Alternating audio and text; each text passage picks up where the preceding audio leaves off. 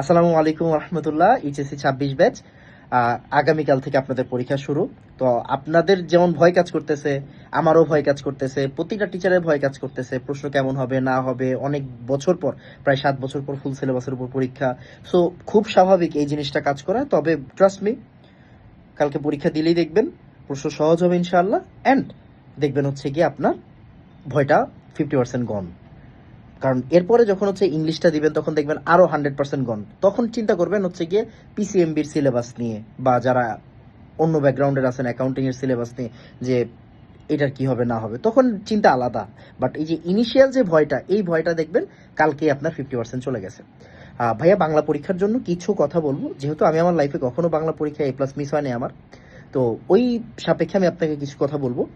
প্রথম 3টা সৃজনশীল মাস্ট ভালো করে লিখবেন। প্রথম 3টা সৃজনশীল মানে ক আর খ 1 পেজে, গ হচ্ছে 1.5 পেজে, ঘ হচ্ছে 1.5 পেজে। মানে এই প্রথম 3টা সৃজনশীল যাতে আপনার 4 পেজ 5 পেজ করে, 4.5 পেজ 5 পেজ করে থাকে। প্রতিটা পেজে 15 লাইন করে লেখার চেষ্টা করবেন। আর প্রথম 3টাতেই আপনাকে টিচারের ইমপ্রেশন গ্র্যাব করতে হবে।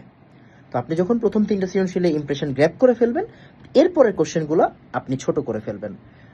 তখন হচ্ছে গিয়ে আপনি গ নাম্বারটা হচ্ছে গিয়ে 1 পেজ লিখলেন, ঘ নাম্বারটা হচ্ছে তখন আবার এরকম করে 1.5 পেজ থেকে একটু কমে আসতে থাকবে। তবে চেষ্টা করবেন, যেমন আমার একটা জিনিস মিস হইতো কি, আমি দেখা যাইতো আমাদের টাইমে 6টা সৃজনশীল ছিল। তো আমি একদম 7 নাম্বার সৃজনশীলের 4 নাম্বার প্রশ্নটা মানে ঘ নাম্বার প্রশ্নটা অ্যান্সার করে দিয়ে আসতে পারতাম না, কারণ এত বেশি লিখে ফেলতাম। তো এই জিনিসটা করবেন না, চেষ্টা করবেন প্রত্যেকটা প্রশ্নে টাচ করে যাইতে। অ্যান্সার যদি ছোটও হয়, যাতে লিখে আসতে, তাহলেও কিন্তু আপনি 2 নাম্বার পাবেন। তবে প্রথম কয়েকটা সৃজনশীলে কিন্তু আপনাকে টিচারের অ্যাটেনশন গ্র্যাব করতে হবে। এটা মাথায় রেখেন, টিচারকে ইমপ্রেস করে ফেলতে হবে। মানে ওই প্রথম 3টা সৃজনশীল দিয়ে বুঝাই ফেলতে হবে যে আপনি পড়ে আসছেন। নাম্বার 1।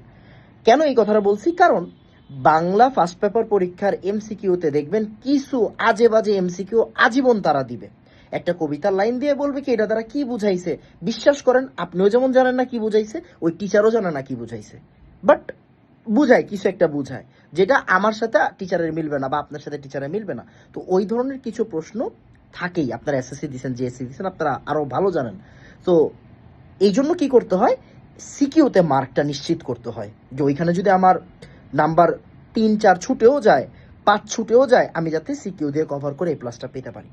ক্লিয়ার? সো আরও কিছু কথা বলে দেই, যেহেতু কালকে প্রথম পরীক্ষা। অবশ্যই একটা ফ্রেশ ঘুম দরকার আপনার। আপনি একটা ফ্রেশ ঘুম দেন। সকালবেলা ভুলবশত কোনো প্রকার তৈলাক্ত নাস্তা করা যাবে না। কারণ আমি আমি এটা ফেস করছি, আমার গ্যাস্ট্রিকে প্রচুর প্রবলেম। সো আমি তৈলাক্ত নাস্তা করে গিয়ে বাংলা ফার্স্ট পেপার পরীক্ষার দিন বমিও করছি। তো এরকম একটা বাজে অবস্থাও গেছে। কোনো প্রকার তৈলাক্ত নাস্তা করবেন না। জাস্ট হেলদি খাবার, ফল বা হচ্ছে গিয়ে আপনার পানি টানি খাবেন বেশি করে। একটু আগে আগে বেরোবেন, কালকে যেহেতু প্রথম পরীক্ষা, অনেক জ্যাম হবে।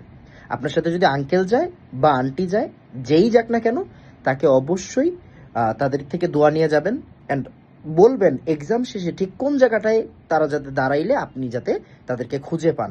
কারণ তাদেরকে একটু দূরেই দাঁড়াইতে বলবেন। দেখা যাবে হচ্ছে গিয়ে যারা এমন এমন গার্ডিয়ান আছে, দেখবেন হচ্ছে গিয়ে, মনে করেন হচ্ছে গিয়ে একটা মেয়ে হলে গেল, তার সাথে তার মা, তার বাবা, তার ভবিষ্যৎ শ্বশুর, ভবিষ্যৎ শাশুড়ি, পুরো গোষ্ঠী সুদ্ধা চলে যায়। এটা আমরা ফেস করছি।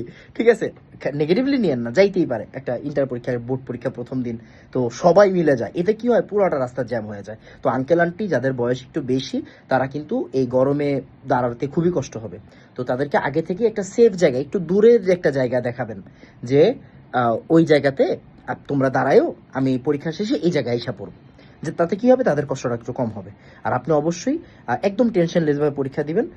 কোনো নীল কালি, সবুজ কালি, এই ধরনের কালিকুলি এত বেশি ইউজ করতে যাবেন না, কারণ সময় অনেক কম, লেখা অনেক বেশি। প্রথমেই আপনার যদি মনে হয় উদ্দীপকগুলা খুবই কষ্ট হচ্ছে, যেইটা কমন পড়বে এর অ্যান্সার করে স্টার্ট করবেন। টেনশনের কোনো কারণ নেই। পরীক্ষা ভালো হবে, ইনশাল্লাহ খুবই ভালো হবে। আপনাদের জন্য অনেক অনেক দোয়া থাকবে। এডটেকের যত ভাইয়ারা আছে সবাই আপনাদের জন্য দোয়া করবে। টেনশনের কোনো কারণ নেই। আর এই তো, ভাইয়ের জন্য দোয়া করবেন। দেখা হচ্ছে ইনশাল্লাহ কেমিস্ট্রি পরীক্ষার আগে বা সায়েন্সের পরীক্ষার আগে, কথাবার্তা আপনাদের সাথে হবেই। তো এখন যান, সবাই সুন্দর মতো টাইমলি ঘুমায় যান। 11টার ভিতরে বই খাতা সব ক্লোজ করে দিয়েন। এই তো, আসসালামু আলাইকুম রহমতুল্লাহ। ধন্যবাদ সবাইকে।